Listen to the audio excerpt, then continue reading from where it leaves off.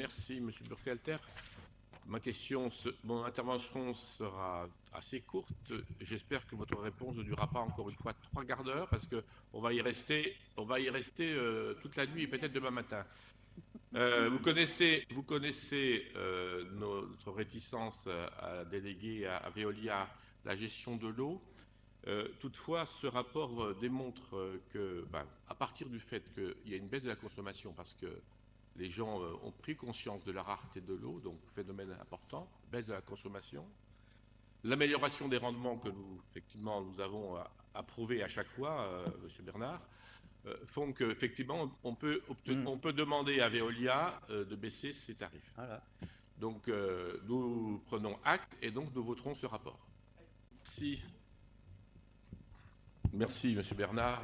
Monsieur le maire, ce qu'on note dans ce rapport, c'est que les tarifs communaux ne bougent pas. Baisse. J'ai pas fini de parler, monsieur. Vous voulez mon micro? Allez-y. Merci. C'est que les tarifs communaux ne baissent pas, alors que la part communale, ces dernières années, vous avez toujours voulu montrer que l'eau baissait, donc vous diminuez la part communale. Ce n'est pas le cas. Et ce rapport, en fait, c'est la synthèse des rapports précédents que vous avez si bien présenté, monsieur Bernard. Alors, on ne va quand même pas se priver de la baisse de la part de Veolia. On passe de 0,7140 à 0,6790. Pour une fois que les actionnaires de Veolia mettent la main dans la poche pour redonner, donc on ne va pas se priver de ce bénéfice pour les Héricourtois. Donc, baisse de la redevance, on l'a dit tout à l'heure, donc baisse de la facture, et baisse de la part de Veolia, donc voilà, on votera donc pour, parce que nous sommes cohérents. Monsieur Bernard a bien du mérite de présenter un tel rapport aussi compliqué, mais on aura quand même bien compris le fond. Alors, les Héricourtois qui nous écoutent, je ne sais pas s'ils ont tout saisi, nous-mêmes, on était admiratifs devant votre...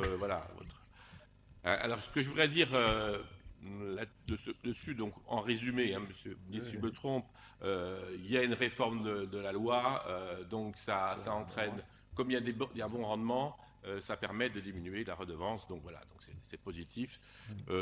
Nous voterons ce rapport, comme nous avons voté le précédent, parce que nous sommes des élus pragmatiques, que nous pensons au pouvoir d'achat des Héricourtois, et je rajoute, ça ne change pas encore une fois, l'idée que nous avons de la DSP, parce que je pense que si nous étions en régie publique, la baisse aurait été beaucoup plus importante.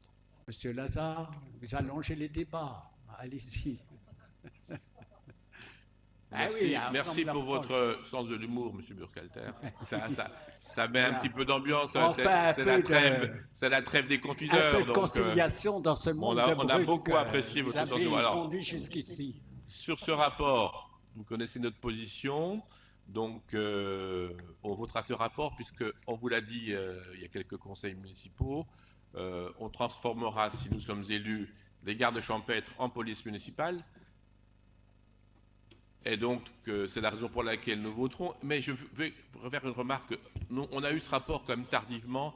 Et si j'avais pu le lire plus tôt, j'aurais fait la remarque, mais je vais la faire quand même. Quand vous faites allusion, vous référez au Conseil local de sécurité et de prévention de la délinquance que vous n'avez pas réuni durant votre mandat, une seule fois, parce que j'ai écrit au préfet.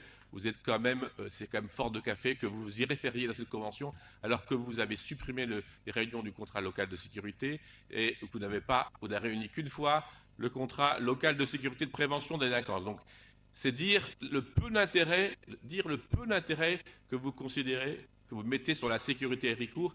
Et franchement, quand vous parlez aux Héricourtois des gardes champêtres, ça rit et à gorge déployée.